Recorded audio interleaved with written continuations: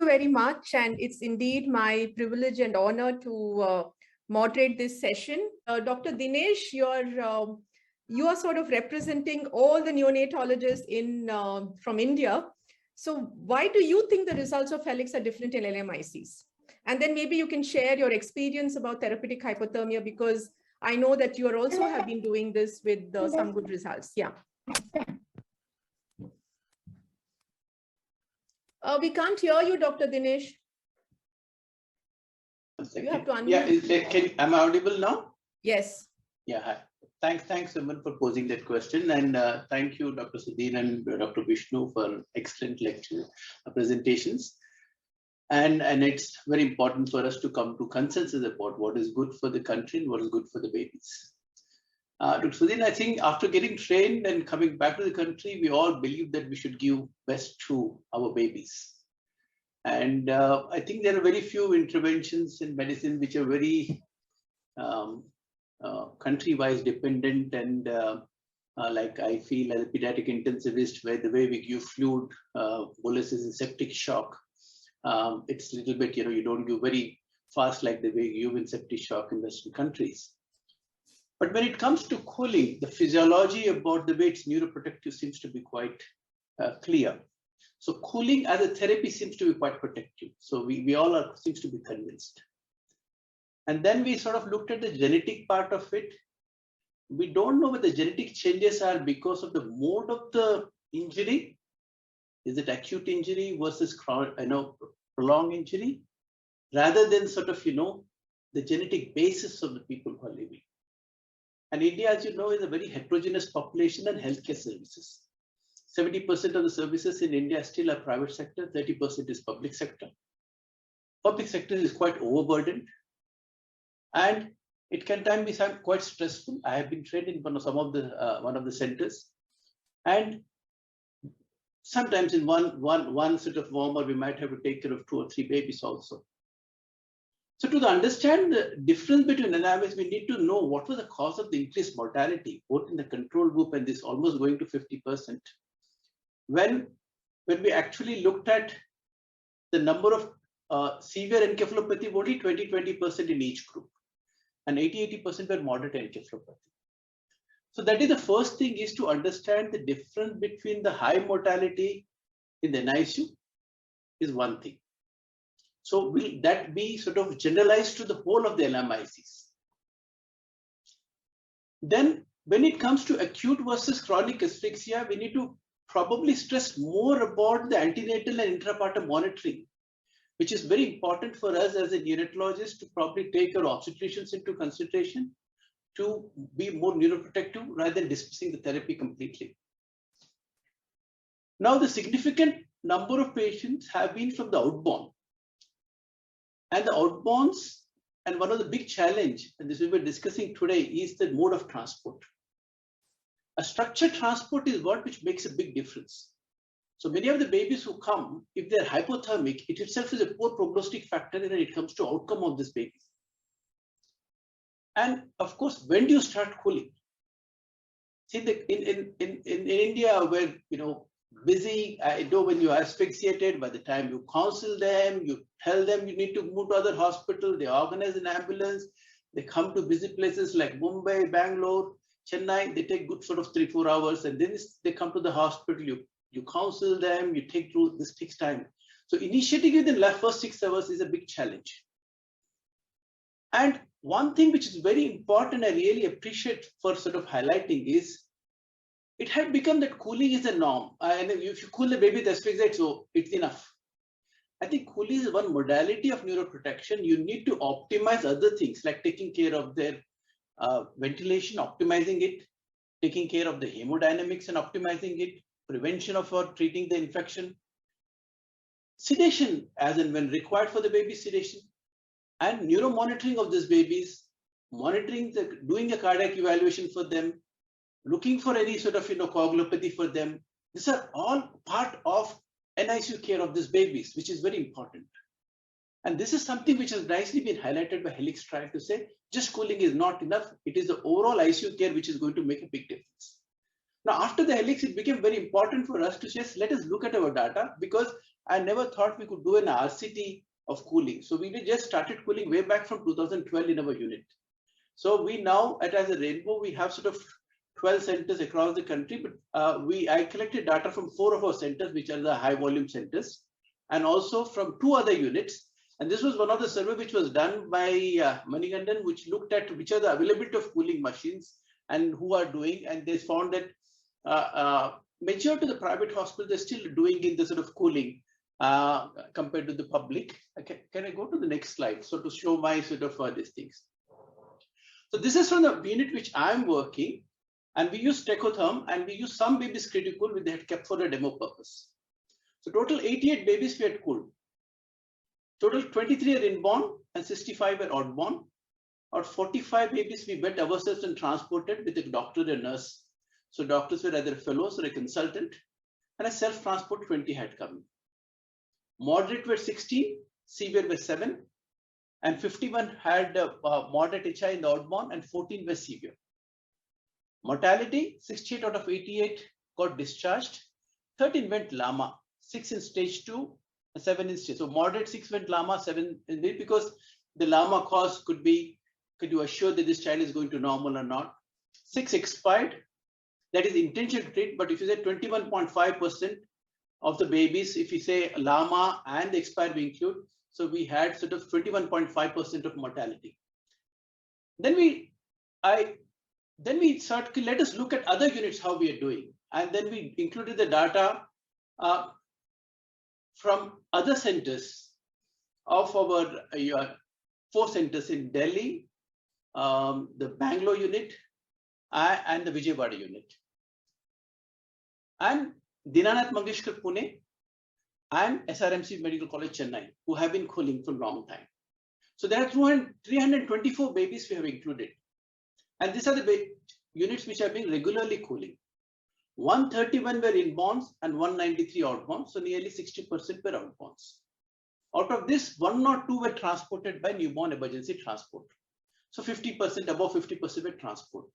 260 moderate and 64 were severe, which is just about 20% had severe encephalopathy. Servo control cooling was used in 244 out of the 324 of the babies.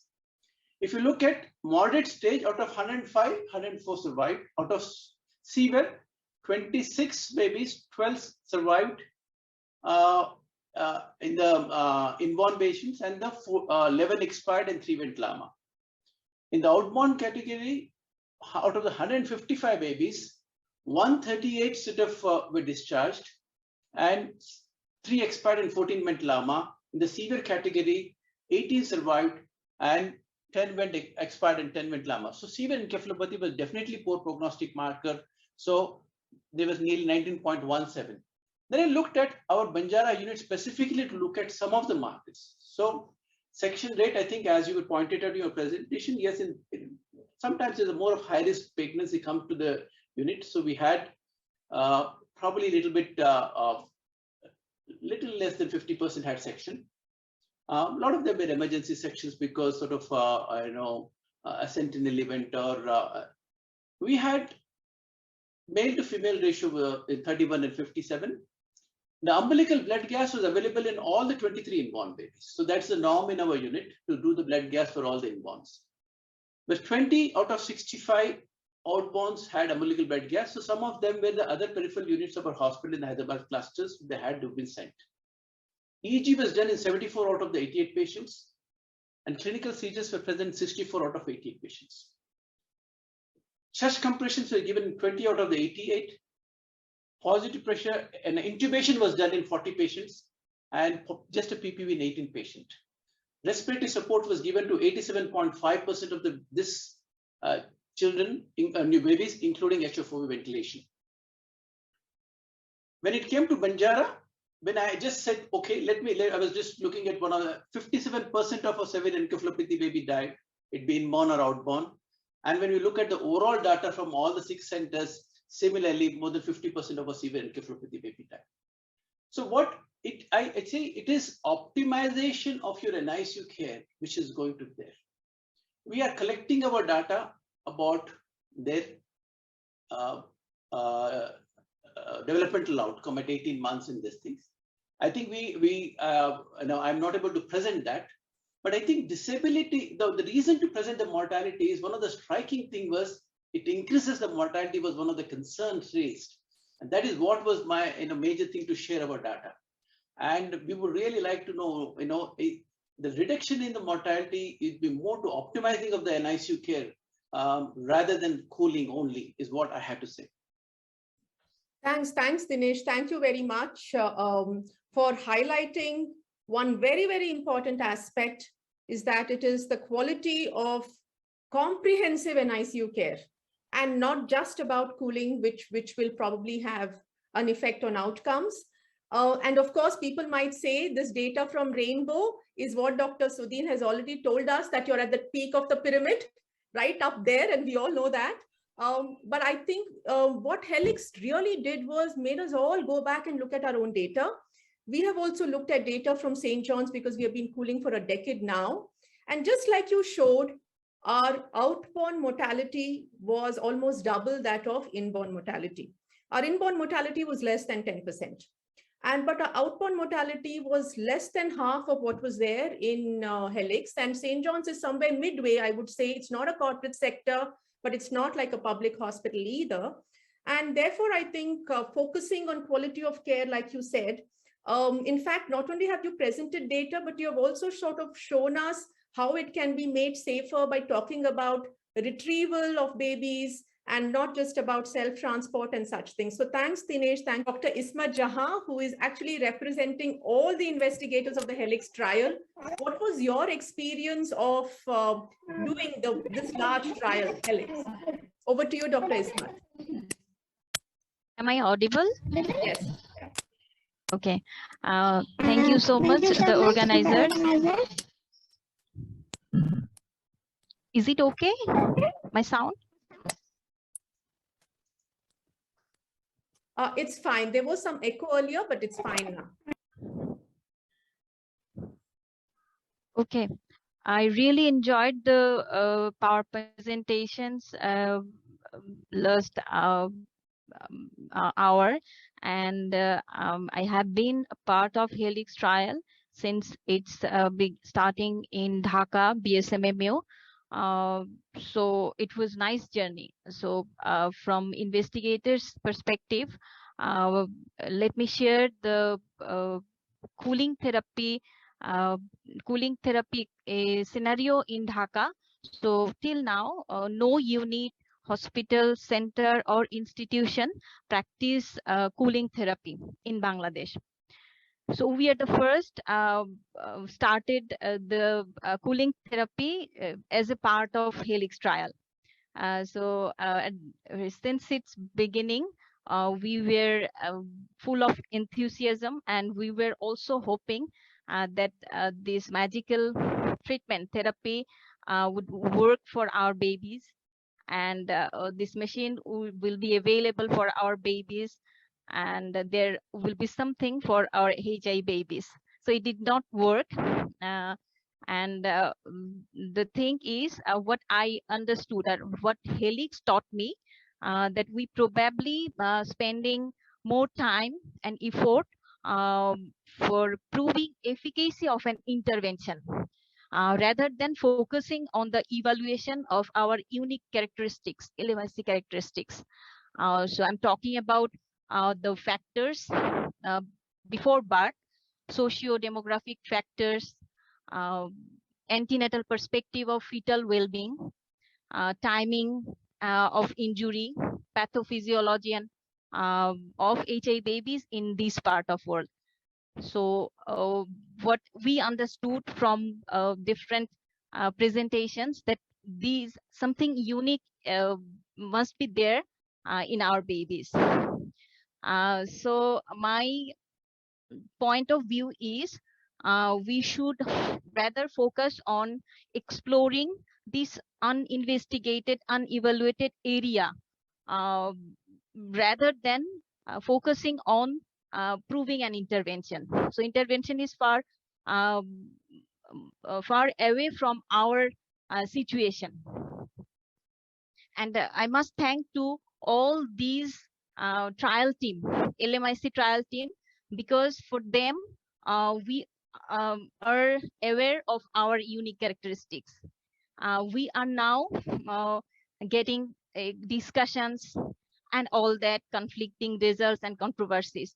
So thanks to all trial team for giving us this opportunity that they warn and remind, Helix remind us that any trial or any experimental intervention would not work if we do not know our patient populations, patient characteristics. So that is all from my side. I'm sorry, I have no slide to show. So over to Dr. Shumon Rao.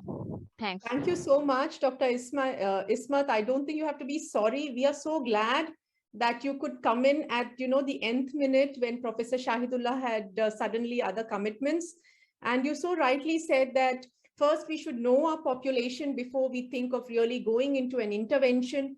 That's so true that we should do our best to make sure that our babies come out well and prevent asphyxia, and only then think of understanding them, think of cooling. I think, but Bangladesh is in a situation where you have no controversy. You haven't yet embarked on cooling. And yours was the only place who started this trial. And now you're very clear that probably it's not going to move forward in Bangladesh. But I think in India and in other places, the situation is a little different because we have moved quite forward on this path. And that is where we have this thing. So let me now go and ask Dr. Sridhar Kalyanasundaram.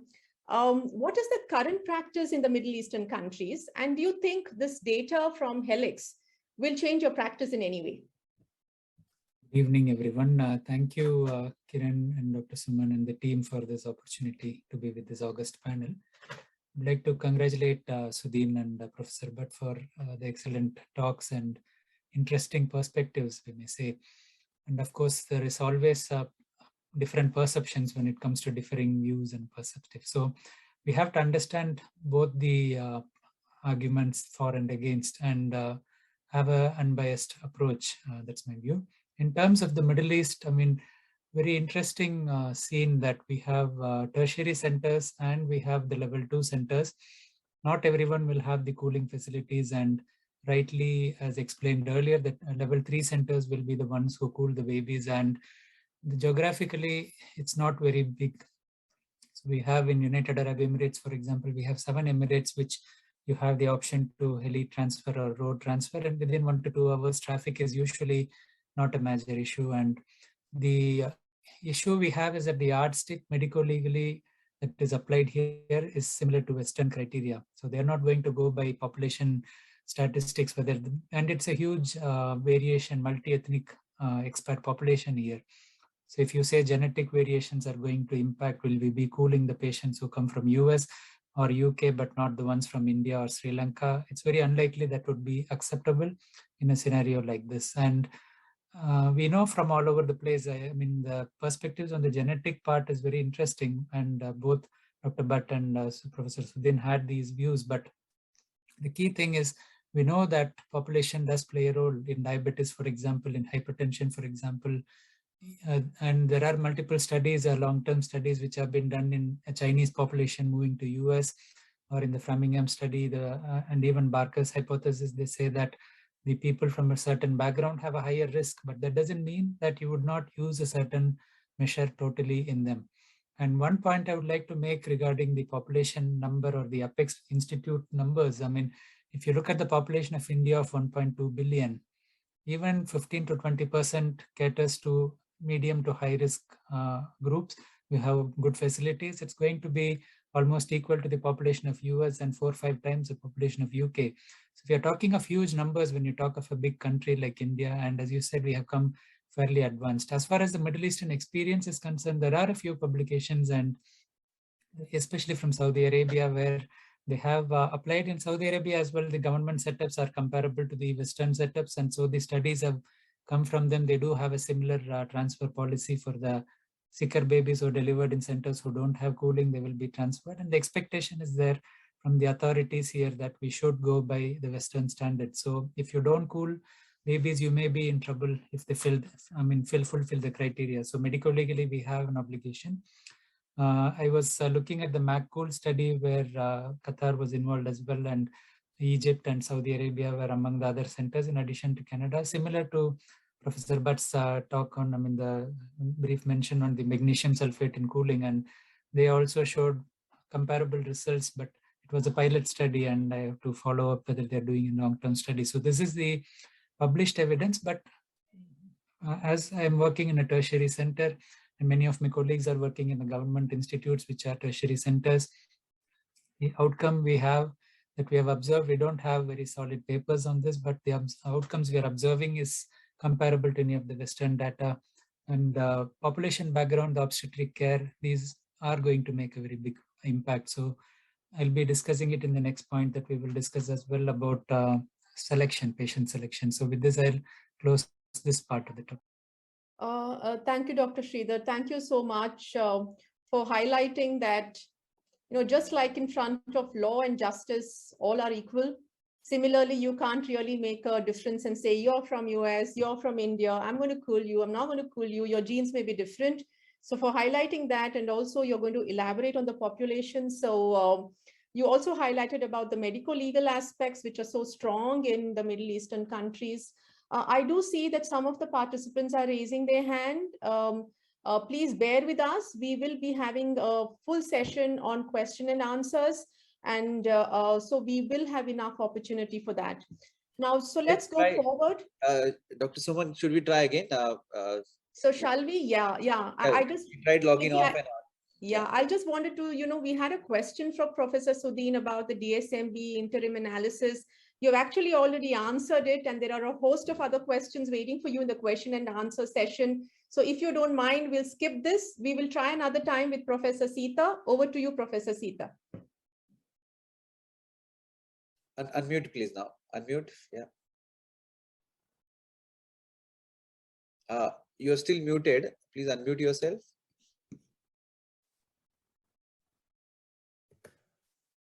I think we're on. Okay. Can you say? Okay. Perfect. Is it working? Yes. Very well. Okay. Thank you. Thank you.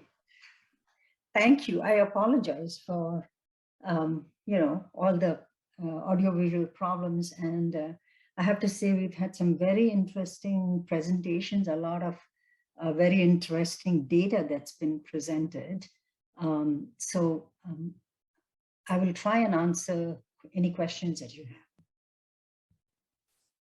So Professor Sita, our question to you was, you have been working for, almost 2 decades only in this, and you have seen how it has changed practice all over the world. Now, when the results of the Helix came out, what were your impressions of why it is not working in LMICs? Well, the first thing was that, the population, there is a difference in the population between the infants enrolled in Helix and the infants in the high-income countries, mainly looking at the infants in Helix really had a very early onset of seizures. So that is different from the infants that we have seen in the LMIC-the trials. That was one thing. The other thing was, in our very first trial, as was pointed out by Sudhin, we realized only when the trial was over that we had elevated temperature in the control group.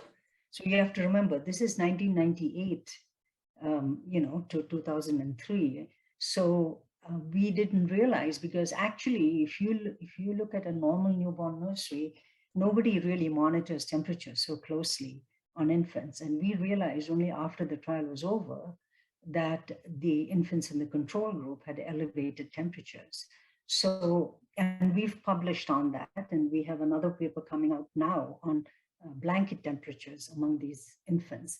So having elevated temperature in the control group, in the CoolCap trial and the LMIC-the trial is different from the Helix trial, where it was very carefully controlled in the control group. And I will say in the current LMIC-the trials, we are doing a trial now on preterm infants, we do control the temperature in the control group. And as was pointed out in the adult and pediatric trials, the large ones that have just been published, temperature control in the control group is a big focus. So that was another difference between the Helix trial and the prior trials. One question that I had among the data that's been presented, and it's a lot of data, it's hard to assimilate everything, is the patient selection. So you have to see that both in the Helix trial followed the NICHD criteria for patient selection. So the infants had to be severely acidotic or need resuscitation at birth. They had to have moderate or severe encephalopathy by certified examiners, within 6 hours of age. So, and all other causes of encephalopathy were excluded. So that was also another, major thing with Helix that I think strengthened the Helix trial. Thank you, madam. You have highlighted that probably the patient population was different. There was higher hypothermia in the NICHD, which may have shown a larger difference between the cool group and the non-cool group. And also that patient selection was very similar to the NICHD trial. And therefore, maybe it's the population which is different, which could have affected the impact. So we move forward. Thank you very much for your words. And then let me share screen again. So we now move to Professor Vishnu Bhatt. Sir, you have done almost, I think, 6 trials, randomized controlled trials. And I remember when we read your first randomized controlled trial, and then subsequently many more came out. Why is Professor Vishnu Bhatt still continuing with randomized controlled trials and not, using it as a standard of therapy? So what took you so many trials to decide, yes, fine, now it should be the standard of care in JIPMER? Yeah, it's a good question. I wanted to convince myself and others that it is really working. What happened was, the results were so excellent or extraordinary. Sometimes when anything has gone wrong, why we could get such good results? Although I was seeing most of the babies myself, but we wanted to 100% sure about what we are talking about. So we looked at the oxidative stress, we looked at the DNA damage, various aspects, whether cooling has any benefit or not. Otherwise, it may be by chance, as Sudhin or other people are telling, the brain is already damaged or the problem is there. That way of thinking, whether cooling is effective or it is by chance it is getting. So you looked at the oxidative stress, there is significant fall with the cooling. We looked at the DNA damage. The DNA damage halted when we continued cooling. So there was definitely better outcome. And all over the country, we would have conducted more than 50 workshops, training hundreds of pediatricians. And all of them are, many of them are doing cooling. And many of them come to our center. They were working for 10 to 15 days to learn the technique, and then they go back and do cooling. So till people are convinced, I wanted to sure what I was talking about. Is it by chance or is it really that? So like our Sudhin also looked at the changes in the DNA. So these are the changes occurring because of stress. It is not because they are already damaged inside the uterus. It may be inside the uterus when there is an obstructed labor, when there is a cord around the neck, some problem intrauterine, it can happen. Otherwise, definitely it is not completely genetic. There will be genetic difference between white, black, east, west, all those things. But I think that is negligible. Therapeutic hypothermia is 100% effective. Definitely, it is if anybody comes says it should not be done, we are doing harm to the infants. That is what my thinking. But always you can question. Thank you, sir. Thank you. And we are very, very grateful that you have actually brought out such large data on a randomized control trial on this, because many of us, I know, have jumped onto the bandwagon 1 decade earlier and started cooling without data from India. So your data has really a lot of precious value for all of us, and you wanted to be, I think, doubly or triply sure before you used it as standard of therapy. But we also need to remember that you have cooled inborn babies, whereas Helix was, the large chunk was outborn babies. And that is where probably the difference could be. And we may have to really focus on what we have to do for outborn. So now let's move forward on the panel. So we have controversy. We have one large trial, very well conducted trial, which shows that it is not beneficial. Let's remember the primary outcome did not show a difference between the two groups. That is, survival free of disability at 18 months was similar in the Helix trial between the two groups. Mortality was higher. But on the other hand, we have considerable number of data from premier institutes, well-conducted trial, which have shown that it is beneficial. So now what is the way forward? And we have to give our listeners some sort of consensus statement. And with that, I come back to Professor Sita. The big burden of asphyxia is in the low and middle income countries. So now what is the next step for them? I mean, we can't sit and say cooling is not effective. What can we do? So should we still think of having more studies? What is the way forward in Southeast Asian and Sub-Saharan Africa? The other question is, when we show this data, and you also showed data of Professor Sudhin showed that from low socioeconomic status, it might be not really, helpful. So is sort of Helix widening the quality and equity chasm, which is already there in low and middle income countries? Over to you, Professor Sita. I think one thing has to be understood, and that is the Helix trial is the only trial that was powered to look at death or disability. The only trial conducted in the LMICs that was powered to evaluate death or disabilities. So that is an extremely important finding from individuals who do clinical trials. And I have a lot of experience with clinical trials. So you always power your trial based on your primary outcome, not on secondary outcomes. So the results of the trial did show that when you have targeted normothermia versus targeted hypothermia, there was no benefit of targeted hypothermia in reducing death or disability. So that's something very important that one should keep in mind. The trial, as was pointed out, was evaluated by a totally independent data safety monitoring committee that was unaware as to what the two groups were. The data they saw was group X versus group Y. And so they saw the data during each of the interim analyses. And they had the responsibility to monitor the trial and also to decide when to stop for either benefit or for adverse events. And that was their responsibility.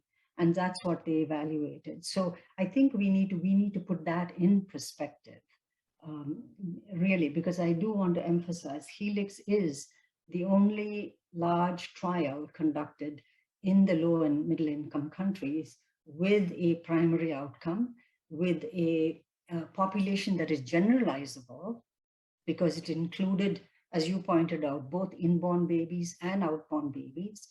And it included the spectrum of institutions that could take care of these infants.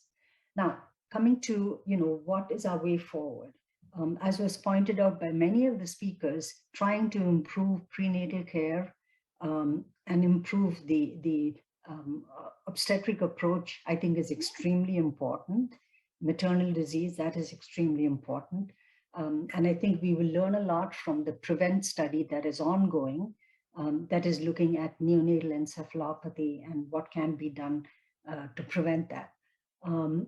The other thing that I think we all should know is to monitor any infant who's born with a low APGAR score or with birth acidosis carefully for, for elevated temperatures, to monitor them carefully.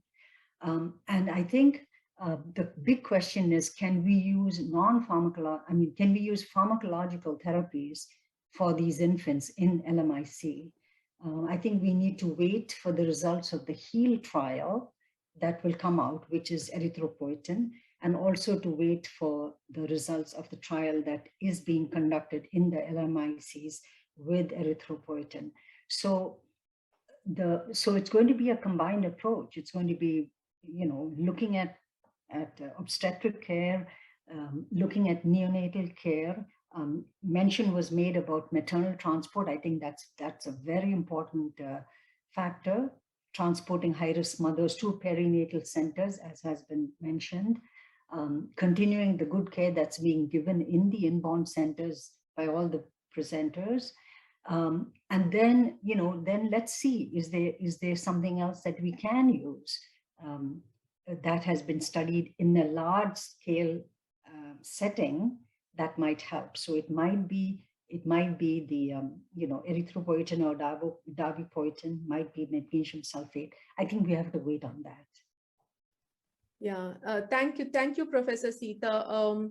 You have highlighted two major aspects, and we know from the newborn survival series that focusing for care at birth and on the mother probably has the highest evidence. And also you talked about newer pharmacological therapy that we need to wait for. But you also, we also noticed that you did not talk about looking at cooling again in these settings at all. So that's another point that we noted, but we'll move forward now. Thank you, ma'am. Thank you very much. And this is a question I would like to ask Professor Sudhin. Now, you have led this large trial in Helix. Now, would this results of this change your practice in the UK? For example, when a baby comes in with seizures at, say, 2 hours or so, or a baby comes in who is from the Southeast Asian origin and has signs of like seizures or maybe hypothermia on admission, are you going to decide that you will not cool these babies based on Helix? Over to you, Professor Sudhin. Yeah, that's a very interesting question, Suman. I think, in Helix trial, we did not recruit babies from the UK. So the recruitment was only from India, Sri Lanka and Bangladesh. So it's difficult to extrapolate, but you make a very important point, and so did Professor Vishnu Bhatt. What do we do with these babies who have seizures occurring within a couple of hours of birth? We don't see that often in the UK, but there are some, and I suspect in those cases, cooling is not going to work. And that's where we are. So at the moment, we are trying a couple of drug therapies. We initially tried Xenon, it didn't work. Now we are trying erythropoietin and darbepoietin. We'll see how. But, this is what happens when to these babies who are fitting within a couple of hours. And I'm quite interested to know from Professor Vishnu Bhatt, because in your studies, especially in the Ghana paper and Tanlingam, they almost 80% had seizures within, randomization. So how did you find these babies? Did you think, cooling was still effective? Because in the UK, we don't find that. And all the data from high countries, it shows if babies fit that early, injuries are occurring earlier, and your window for cooling is closed. So cooling doesn't work. So what is, I want like to know Professor Vishnu Bhatt's view on that when you had such a high incidence of early onset seizures in your population. You mean to say early convulsions or convulsion during cooling? No, early convulsions at the time of randomization. So the Ghana paper and Tanlingam, both of them, 81 and 83% had seizures at the time of randomization. So was cooling still effective on baby? They did not have convulsion at that moment. They had convulsion during the cooling. See, there are two different. In the paper, it says at randomization, those infants had seizures.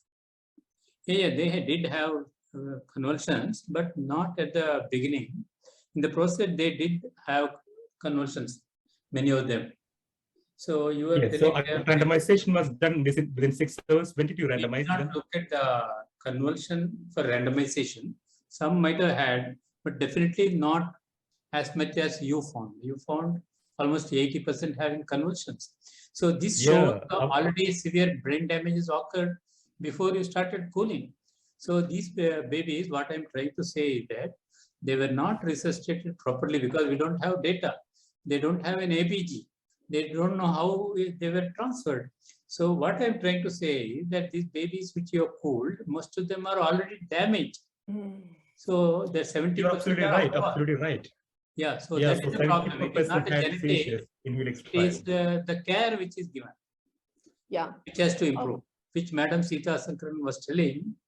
The care has to improve. Antenatal care has to improve. Proper delivery should be done. Proper transport should be done. Because temperature before cooling is also important. Their hypothermia, both will cause damage. Since ours are all inborn babies, they were controlled the temperature transfer.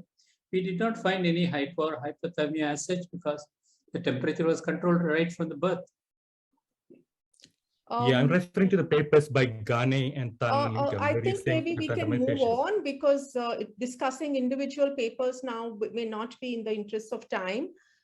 We agree. I think I don't think there's anyone who will disagree when we say quality of care at birth, during transport, all has to be improved. If you want better outcomes with or without cooling, I think that is beyond any discussion. And I hope that your PREVENT study will also show us how this can be done and we can scale it up very rapidly.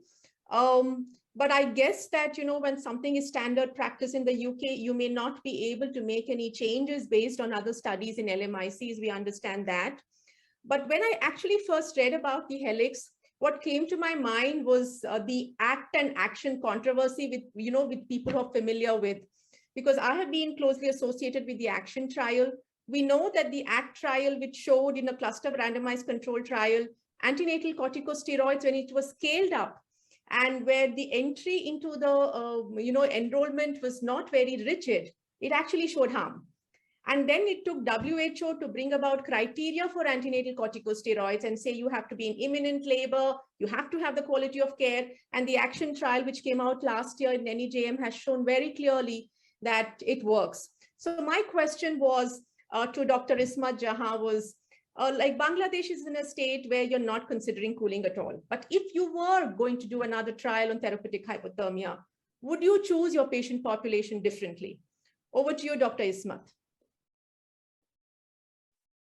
Thank you. So my big answer will be yes. First, I look into the population characteristics and all the pathophysiologic and other factors that might relate it to pathophysiology of hypoxic ischemic encephalopathy. Then I'll think about intervention, whether it works or not. Yeah. Thank you, Dr. Ismat. And I think now we have some sort of way forward, which Dr. Kiran More will discuss. And this is the NNF position statement on therapeutic hypothermia in India. Over to you, Dr. Kiran.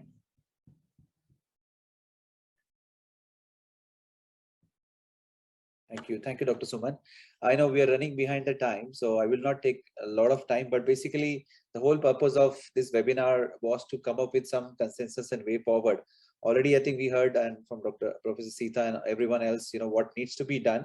But can we just do everything based on one single trial? And the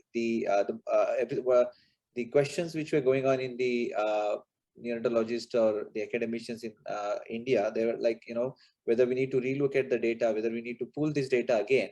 And a great effort was put by the NNF working group led by Siddharth Ramji, Deepak Chawla, Praveen Kumar sir, and our Dr. Suman also was part of this group. And they did a quite extensive and good work to pull off the data in a very short period of time and looked at all the trials again and individually looked at the data, particularly raising the questions again about the the mortality and the neurodevelopmental outcome. And there were about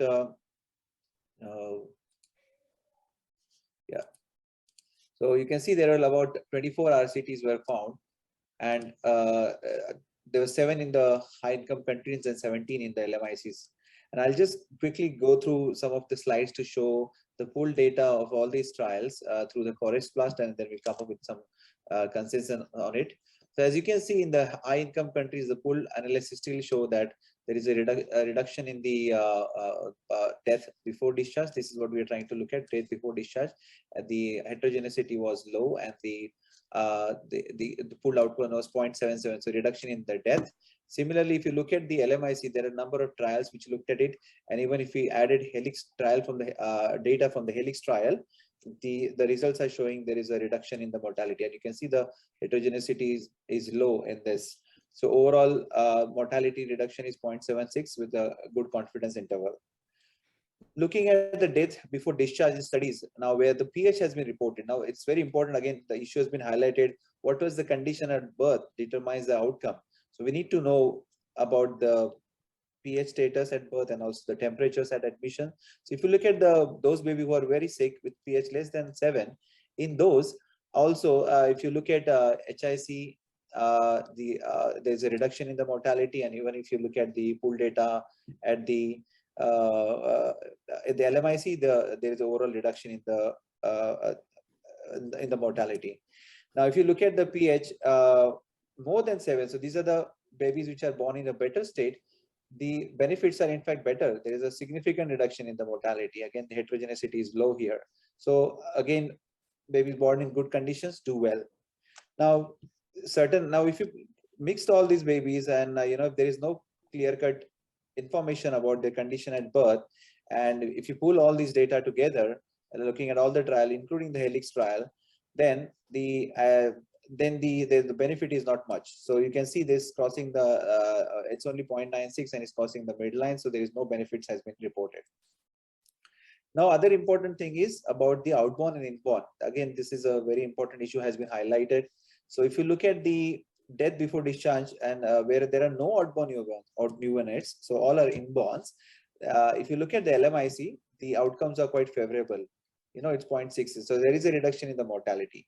But if you add outborn newborns into it, the reduction, there is not much difference, and you can see it's crossing the midline. So again, it is a very big confounder for cooling babies who are outborn, so especially when you don't know which condition they were born in and how they were transported. Now, again, another important factor, what is the outcome of death if the admission temperature is less than 36? If they are not normothermic at admission, then you can see then there is no difference in the death mortality before discharge in this baby. But if the admission temperature is normal, then you can see there is a reduction in the mortality. Again, highlighting very important about the care of the babies. Now, this is another scatter plot and linear regression line between the proportion of neonates who had severe HIE and those who died before the discharge. So blue is the intervention arm. So you can see the blue are the babies who are in the intervention arm and black were in the control arm. I mean, just to summarize this, basically more severe the severity of the HIE, more the chances of the baby will be dying before discharge. And again, as we all see this, the mortality is higher in the severe babies. So again, it depends on what kind of a population of babies you're including in the trial will influence your outcomes. Now, looking at the death or severe disability at 18 to 24 months, if you pull high income countries, again, it has been shown, obviously, there's a reduction there's improvement in the, there's improvement in the disability outcomes. But yeah, if you pull up all the data now, recent data, including the Helix trial, there is still improvement in disability, a long-term disability at 18 to 24 months of age. Again, the heterogeneity is not too high in these studies. Now, looking at the cerebral palsy at 18 to 24 months, again, HIC high income countries, it is 0.73 and it is 0.69, including the data from the Helix trial. So there is improvement in the cerebral palsy. So it was concluded that this is from the NNF paper, that their conclusions were that therapeutic hypothermia does reduce death and severability, disability and cerebral palsy at 18 to 24 months, even in LMIC compared to high income countries. Mortality before discharge for moderate to severe HIE for the babies with cord pH less than 7, there was a significant in both the groups. And so again, it's favorable, but hypothermia at admission and unclear evidence of severe intrapartum asphyxia, that's a group where there's uncertain benefit from therapeutic hypothermia and it may cause more harm. And the risk of death was increases in the presence of severe encephalopathy. And that's why, again, it highlights the need of invasive ventilation, inotropic support. And that again highlights the issue that optimum NICU facilities are needed if you want to cool this baby.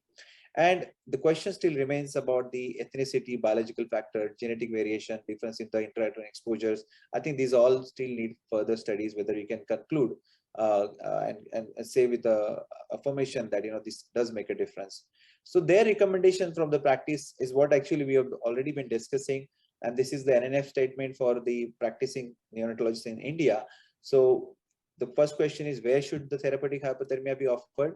So yes, I have no doubt that, it should be a high quality neonatal care, level 3, level 4, especially the nursing ratio. If you try to care for this baby, try to have a 1:1 or 1:2 nursing, and you should have all the routine facilities for monitoring. And Professor Vishnu highlighted that very much.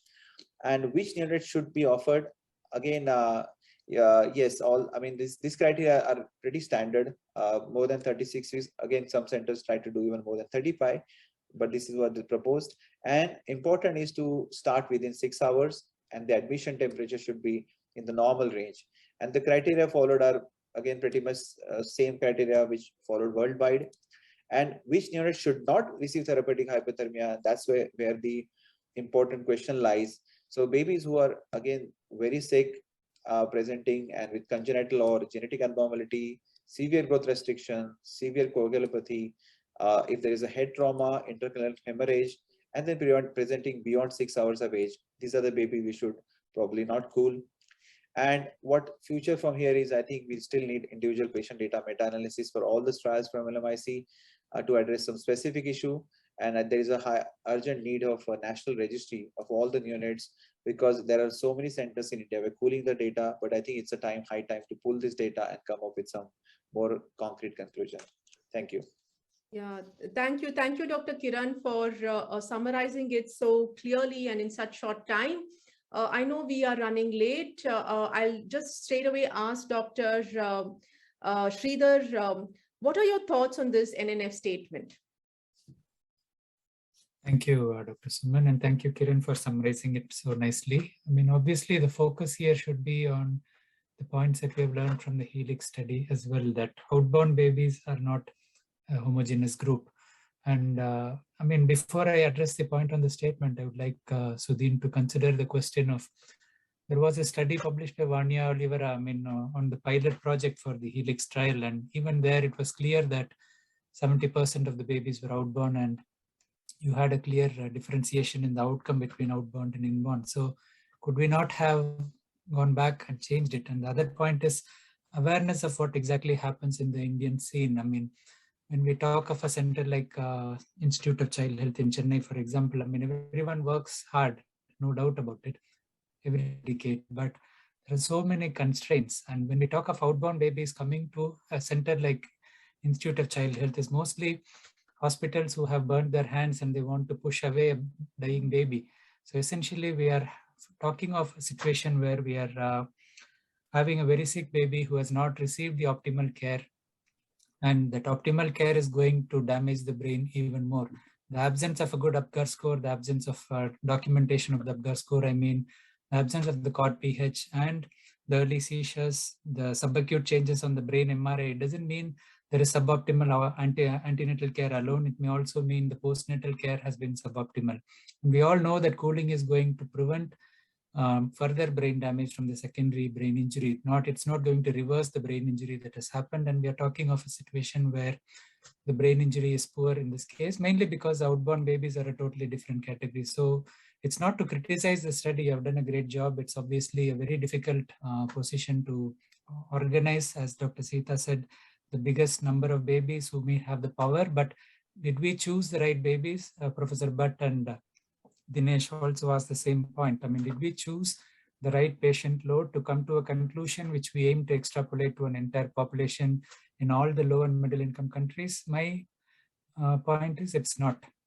You have not chosen the right population. So we should go back to the drawing board and think about why we didn't change based on the pilot project. You have spent a lot of money, the funding is there, the training has been there, the data collection has been meticulous, I accept everything, but if your soil is not the right one, are we going to get the right results? And we cannot compare a baby who is outborn, who has received very poor care, to a baby who is inborn, who is going to get the optimum care from the beginning.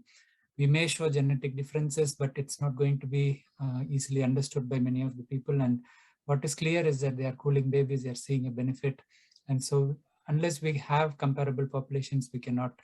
And the NNF statement, my main comment is going to be what Kiran said in the end. The registry is going to be critical. People should really have a clear documentation of what kind of babies. I mean, it was very interesting when Dr. Dinesh presented his data that close to 60% are still outborn. And so if you say don't cool outborn babies, it's not going to be the answer, because outborn babies also do not need to be discriminated. But we should be very careful in, especially the referring center should be very careful in documenting from the start, trying their best to optimize the care, documenting from the start what exactly is being done, be very transparent. I know it's a very litigious subject, it's a high risk of medical legal problems, so people may hide information, they may try to push the baby away. That happens in any setup, but in India it happens even more. They just want to wash their hands of the patient.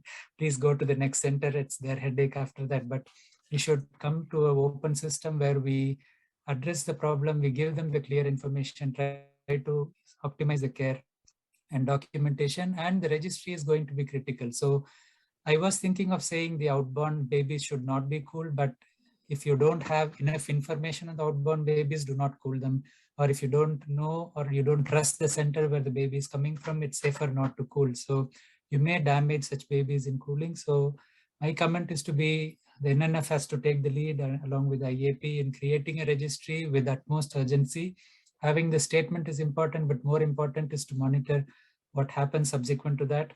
After the ACT study, the WHO came out with very clear criteria, and it's very nice to know Dr. Suman was part of the team. So such criteria have to be applied, I mean, by our bodies first and maybe the WHO later, partly because this will protect our team medico-legally. Most of the questions on the chat about the medico-legal implications, I don't think people would be blamed for not cooling in the Indian scene now. And at the same time, you won't be blamed just on the basis of the Helix study for cooling a baby as well. That is not enough evidence, especially when the scientific community sees that the patient chosen for the study is not appropriate. So both sides won't work. You don't need to be worried if you don't have the facilities to cool or transfer, and you won't be blamed for cooling after the Helix study as well. So this is my humble viewpoint, that the registry should be applied immediately, and there is a huge responsibility on the referring team in entering the appropriate data. So the referred team, the team to whom the baby is referred to, can make the appropriate decision. Thank you. Thank you, Dr. Sridhar, for saying it so very clearly that now it's a total no blame game in India. You can cool, you will not get blamed. You don't cool, it's still not a standard of therapy. But I totally take your point that we need a registry, and that's what we had actually started when we started doing with the Mira Cradle. All of us who were using the Mira Cradle maintained a registry and came out as a paper also after that in the initial time. And then I think we all got sort of, oh, cooling is, we are fine with it, we are comfortable. And what Helix has sort of done to all of us who believe in cooling is shaken us up a little bit, made us run back to our data and look at it. And here I give an example of why I think outborn babies have a problem. And this is our inborn baby. This baby did not cry at birth, was floppy, required ventilation. And my resident was all set to cool. And when he called me up, he said, "Madam, everything fits into the cooling criteria." Then what's the problem?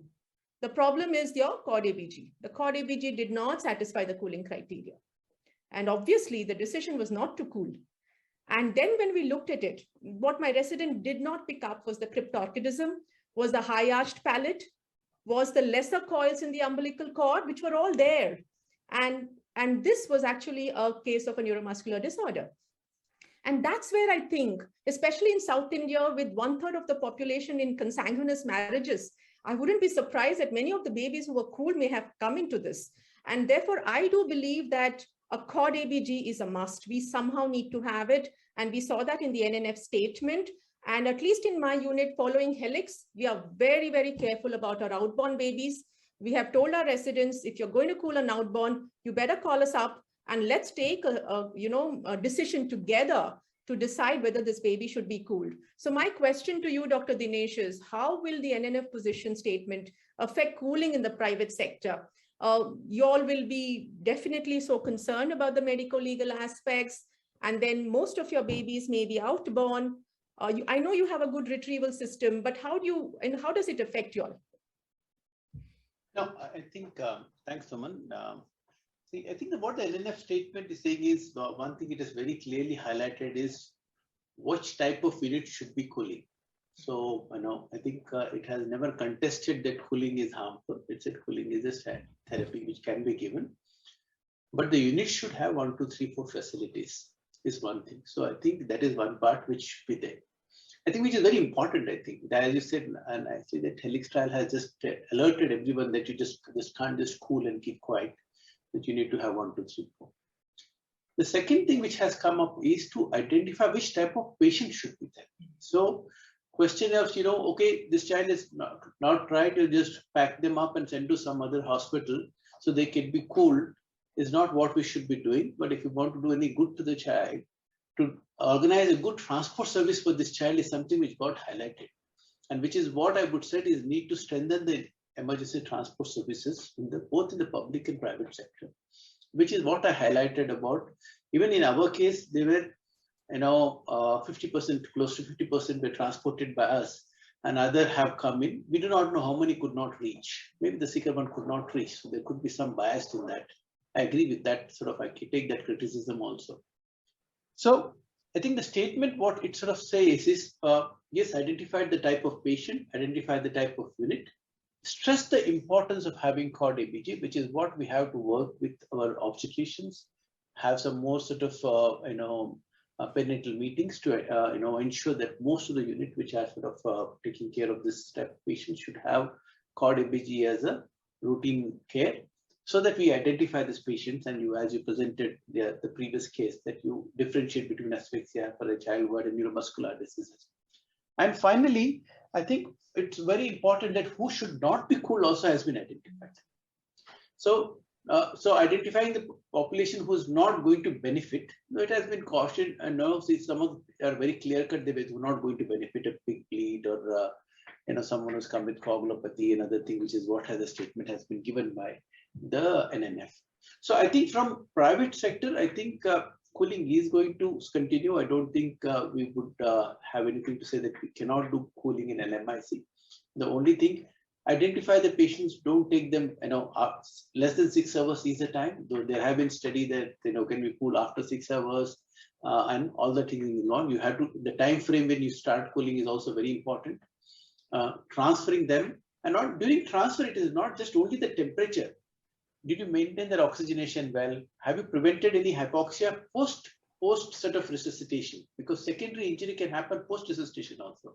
Have you maintained the blood pressure normally during this phase? All these things are also going to be very important during. So I think the importance of transport has also been stressed. And I think there will be a lot of debate upon what type of cooling machines to be used, servo-controlled cooling versus phase-changing material. But one thing is very sure is that you should start cooling ASAP in less than 6 hours and maintain the temperature and prevent hypothermia is something. So I think as far as consenting is concerned, I think it is, since it is a standard practice in Western country with the definitive evidence, I think you take consent for blood transfusion, you take consent for invasive procedures.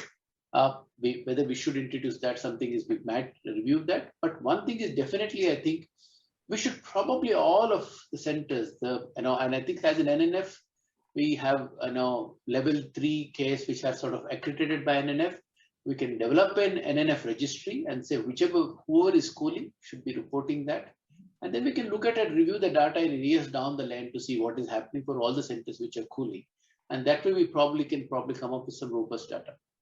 Yeah, thank you, Dr. Dinesh. I think we all should work towards creating this registry, which will have large number of babies. I think I have only one more question because I know the audience are waiting patiently, and maybe we already heard a lot on it. So Professor Vishnu, but maybe if we can have a very short answer on the 1, 2, 3, 4 prerequisites that a center should have before they start cooling? Yeah, so I put up one slide also on that. Yes. So one thing is the manpower. I think Dr. Dinesh has given much of the required details. You should have enough nursing and monitoring facilities. There should be continuous monitoring all these infants, both his rectal and body temperature has to be monitored, and any complication they should be taken care. So you should have ventilator facility, you should have ABG machine, you should have neuroimaging facilities, and you should have good care. That is very, very important. That's why level 3 care, probably NNF is also stressing.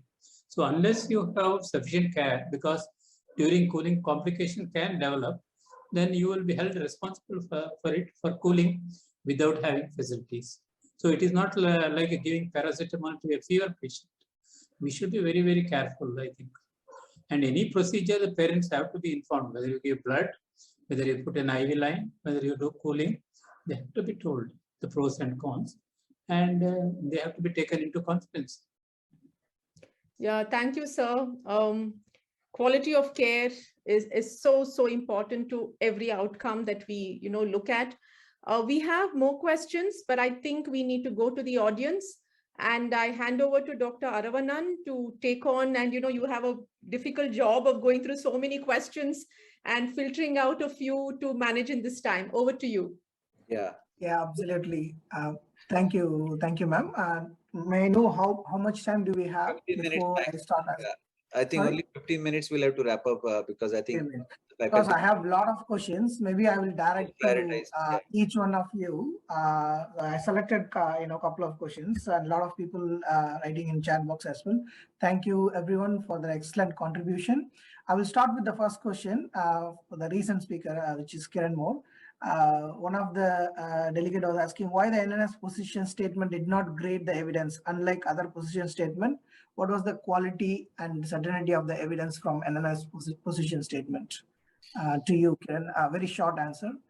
So as I said, it was a statement. It was not a CPG or a guideline. There's a need for making a proper clinical practice guideline, and grading and evidence and everything takes time. So I think this will happen probably in the near time. But I think the idea was to quickly look at the data and publish data, and they came up with the consensus. But yes, there needs to be a full thorough process needs to undergo for grading and evidence and everything, which is I think will be coming soon.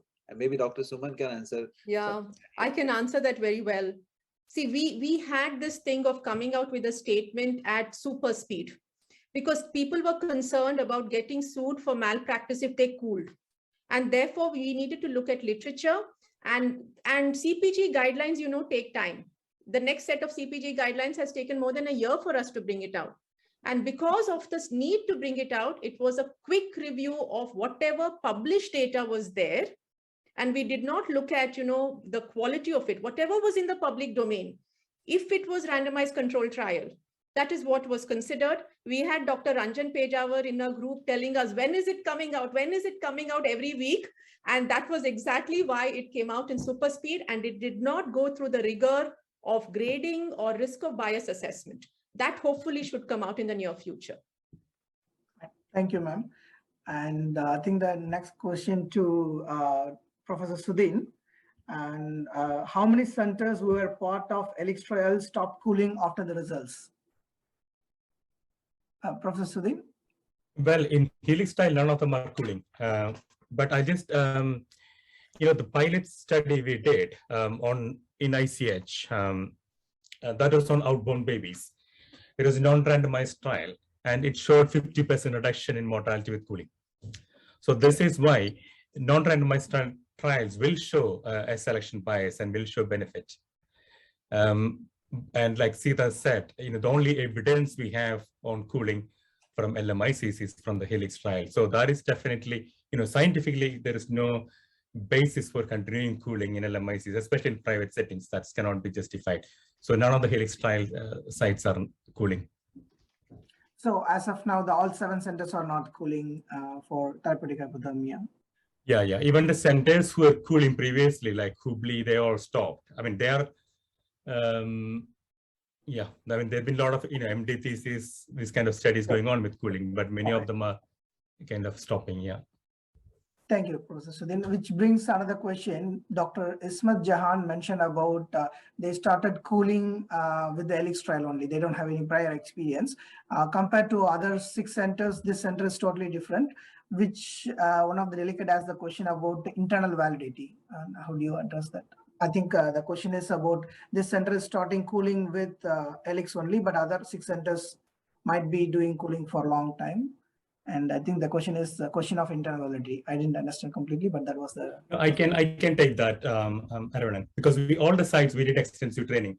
I think between Sida and I, we got reasonable experience of cooling therapy. So we went out to all the sites. So we are literally hand-holding with each of those babies. And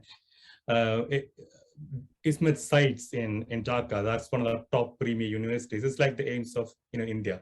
They have one-to-one care.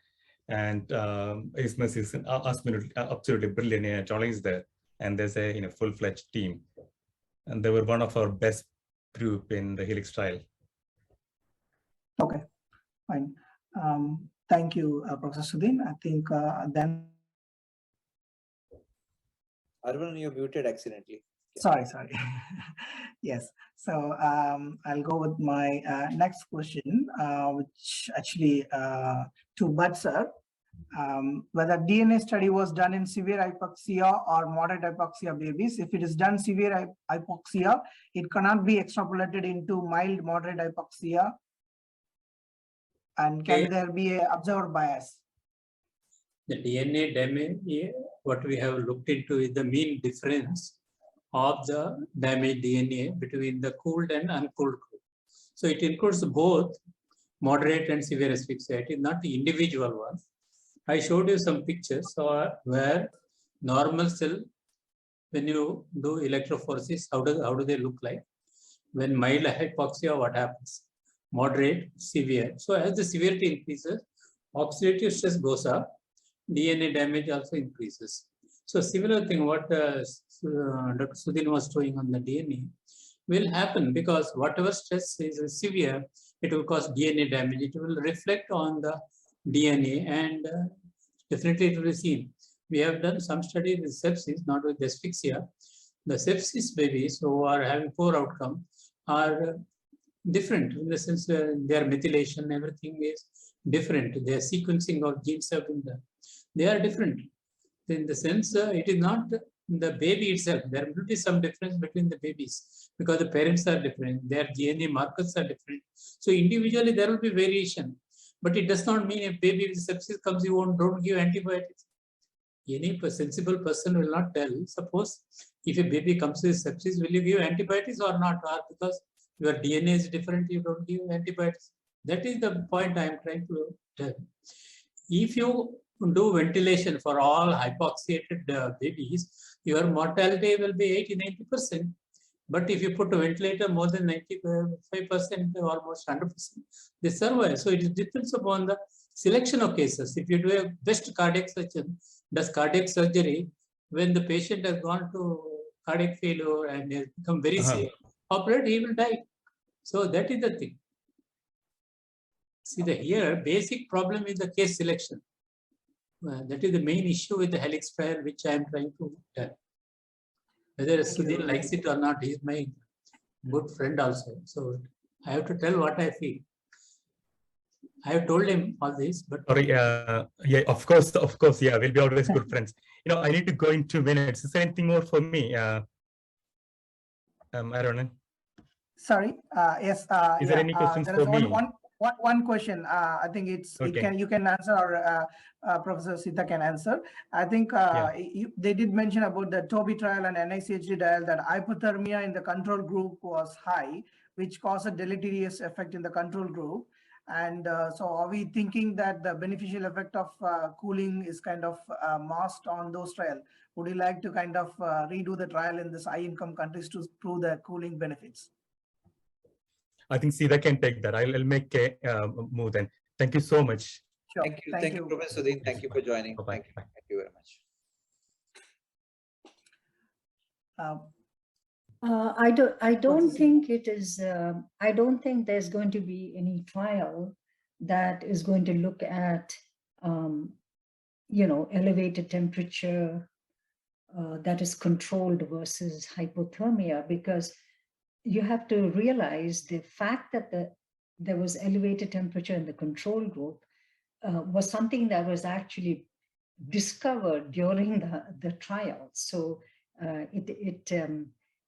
it really brought up the fact that that if you were to evaluate temperature among HIE infants, that many of them have elevated temperature. That was brought out at that time. So subsequently, after the first 3 major trials, 4, including ICE, after the first 4 major trials were published, then everyone really is being very careful about temperature management. So there really is not going to be any study that will be done, because the data is very convincing. We showed that the risk of death or disability goes up with every 1 degree Celsius increase in temperature. There have been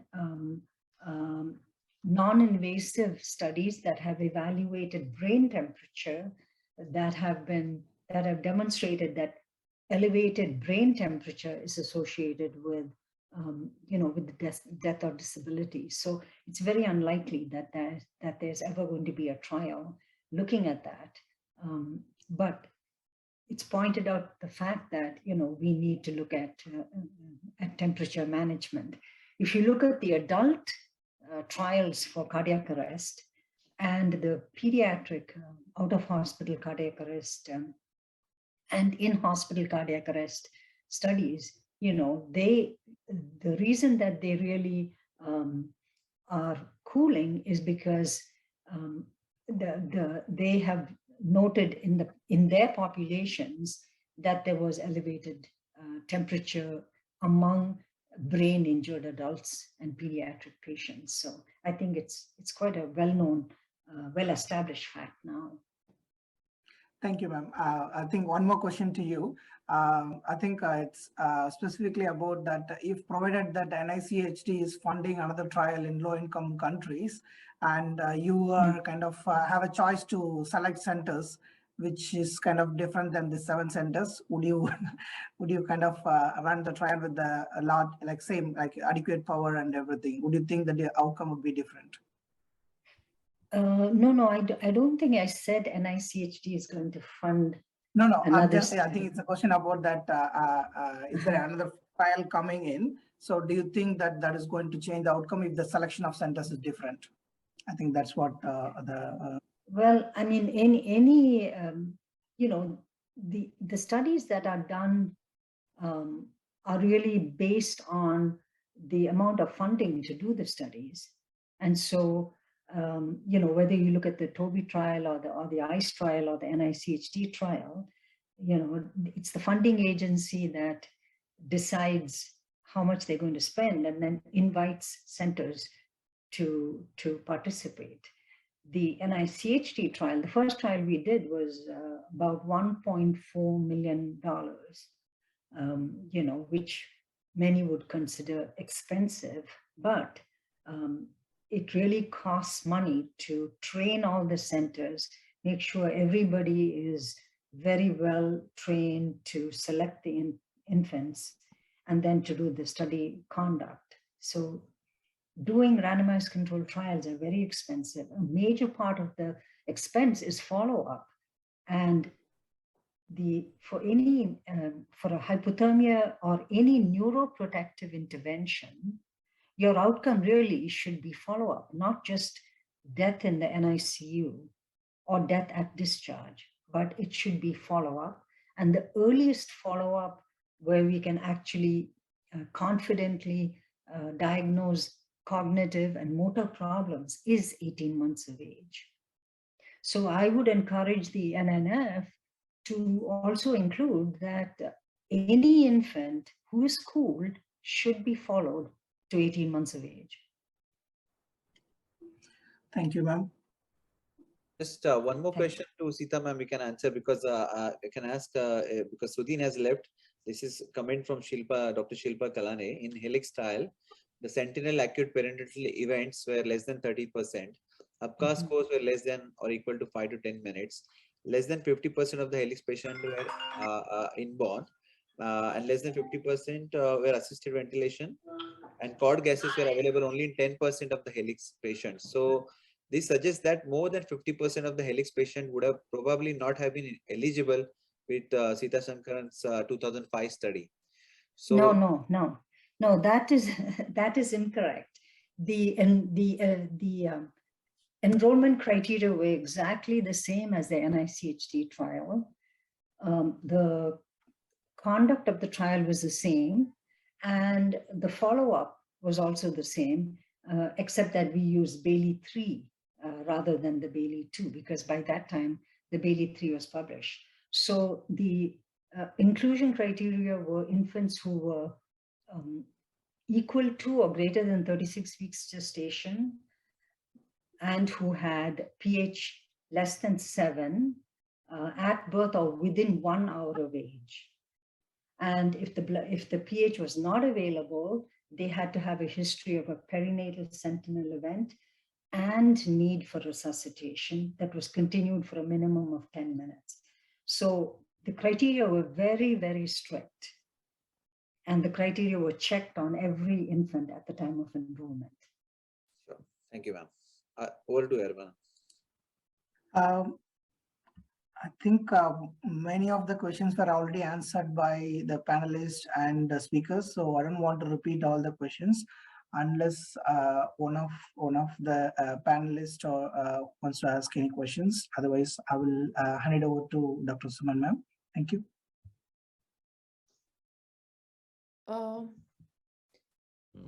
Okay, so I don't do any of the panelists want to respond to anything else in the chat or the Q&A? Can I make a point about the question that Kiran raised? Yeah, please, Dr. Sridhar. I think the Helix trial centers have a moral obligation not to cool because they're part of a study and they have to stand their ground.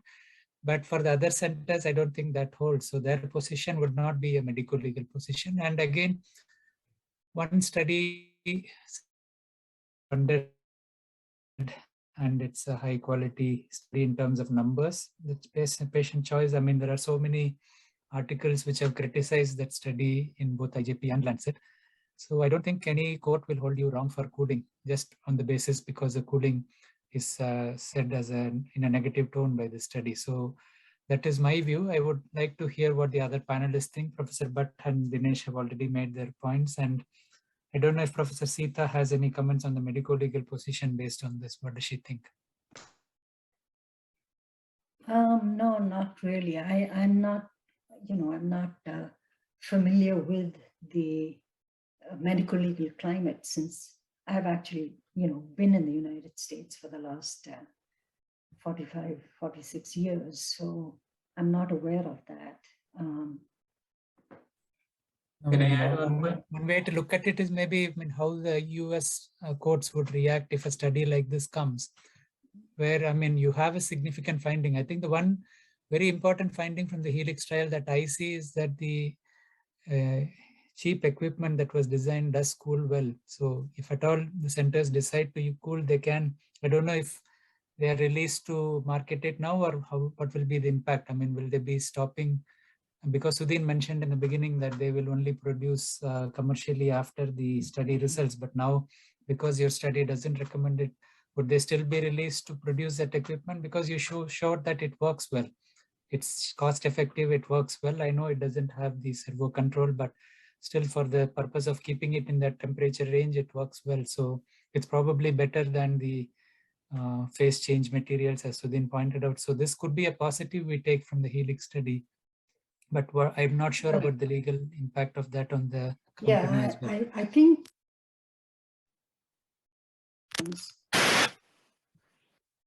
Oh, we can't hear you, ma'am.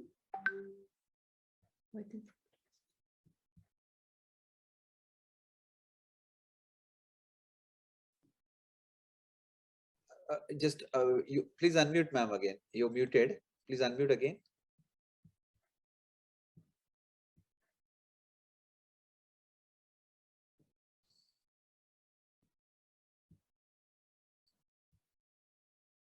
We can't hear, Sel. Something you...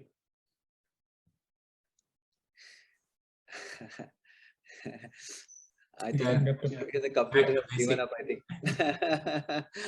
So actually, what I'm trying to say is that if a baby is eligible to cooling and you have facility, if you do not cool, I think you will be medical legally sued for not cooling. If you have facility and if the baby fulfills the criteria, if you do not cool, the other way around. Now, prevent study, heal study, so many studies want. They may want babies who are not cooled, but I think it will be unethical not to cool the babies if you have facilities. Tomorrow you will be sued, definitely. See the prevent study, heal study, if you see, they want infants who are not cooled, in the sense they want to see whether that is effective or not. But it is ethically wrong. You should not hold cooling if the infant requires cooling and if you have facilities. That is my impression. I agree with Dr. Vishnu, but I think, see, when there is a proven therapy and we're saying that you should not use it just based on one study, probably you're more liable medico-legally. And by not cooling specifically, the child fits into the criteria, comes to your hospital in these things, and then you say, no, based on the Helix trial, I'm not going to cool. I think you're going to be a lot more in problem. That's my personal view. See, those who are in the foreign countries, they are safe. But those who are in India will face the problem. So my suggestion had been, and I think we're closing down, my statement would be, and of course, prevention is best. Try to sort of be in close and try to encourage cord ABG by having more perinatal meetings. Second is, look at for those babies who qualify for cooling based on those who require resuscitation, based on the cord ABG or based on UpGuards. If you decide to cool, ensure that your unit has the facility, infrastructure, monitoring, and medical expertise and nursing expertise wise to do that. If not, transfer them appropriately to a center which can do that, is what I would say at this stage. Now, for those who still sort of believe or do not, I think someone has raised that in the chat box. Let's maintain the registry of what is happening at this stage. And this, ethically, I still strongly believe that we probably are not right to do a RCT based on this. This is my strong opinion. As a country, we probably cannot subject our babies to a randomized control trial, because I've seen many babies who had, I didn't get chance, who had pH of 6.7, 6.8, bad asphyxia, who have done wonderfully well on follow-up. We'll share our follow-up data very shortly, but yes, and it has been well proven that it does help, it is protective. I think it is a type of injury which is there. Yes, if it's a chronic hypoxia, it doesn't help. Just because chronic hypoxia doesn't mean acute hypoxia doesn't happen in our country. So choose your patients well and cool. That's my message for today. Thank you. Thank you, Dr. Dinesh, for your message. I think we can go to the final messages from all panelists. If Dr. Kiran, would that be fine? Yeah, of course. Yeah, so I think Dr. Dinesh has given his message beautifully. Professor Vishnu Bhatt, what message would you like to give? No, that's what I said. You should cool. First of all, you should have enough facility. Secondly, the infant should fulfill the cooling criteria, what is laid down. If they are fulfilled, then definitely you should cooling. And cooling should not be done in places where there is no facilities and you cannot monitor the patient. Obviously, you should not do. And I think regionalization of cooling facility and proper delivery, proper resuscitation, appropriate transfer to these centers and cooling will be the best. But of course, we have a long way to go because finance may be one of the major issues. I would have been very happy if Helix study, some fund would have been spent on improving the infrastructure, which would have been helped for many people. So thank you, sir, for again emphasizing about quality of care. Now I request Dr. Isma Jahan for your message. If it's a one-liner, it was even more better. Yes. Thank you. So to sum up, intervention efficacies, trial finding, results will talk in its own way. So trial findings itself, publications itself, systematic review in course of time. So we just need to wait and see, and we will understand and we will take decision what we need to do for our babies. Thanks. Thank you, Dr. Ismat. Dr. Sridhar? I would like to congratulate all of you. So excellently organized, and I'm sure it's a very useful session for everyone. My point is that I think I agree with Dr. Dinesh, but we should wait for the registry data for 5 years or so, establish the registry on a war footing, make sure it's collected stringently, review the data before we design another study, because we don't want to burn your hands with repeating a study like this. There is a lot of effort into all these studies, so we should get the right information. So compare the outbound, inbound, compare the private hospitals, government hospitals, and make a clear decision on the patient choice when it comes to designing the next study. And hopefully that may be the first long-term, multicentric study in this format from India. Thank you. Thank you, Dr. Sridhar. Professor Sita, I don't know whether Madam we can hear her, but I would just like to, Madam has typed out here. Very interesting discussions based on Helix. I would not encourage cooling until there is, then I can't see what else. Maybe more data or a registry. Okay, so she's answered one more comment previously, I think. Yeah, and Madam has cautioned, Professor Sita Shankaran has strongly cautioned us on the therapeutic creep, and make sure that you're not cooling the mild encephalopathies. And there's no efficacy data or safety data on these babies. So thank you, Professor Sita Shankaran, for giving us your 3 hours for this panel discussion. We thoroughly enjoyed having you here. I would like to make one comment which we keep hearing here. Quality of care, I think that is the most important aspect that we need to strengthen. Yes, if you think, like for example, if your NMR in your unit is low, I think cooling probably makes a difference, definitely for your inborn babies. And if you're doing it well, maybe you could continue. And registry is something that we need to do on a war footing, but we need to be cautious on our outborn babies. We need to find a solution. Maybe we need to go and retrieve them, transport them, take care of them, have a liaison with the centers which are sending us these babies, but we need to be cautious for our outborns.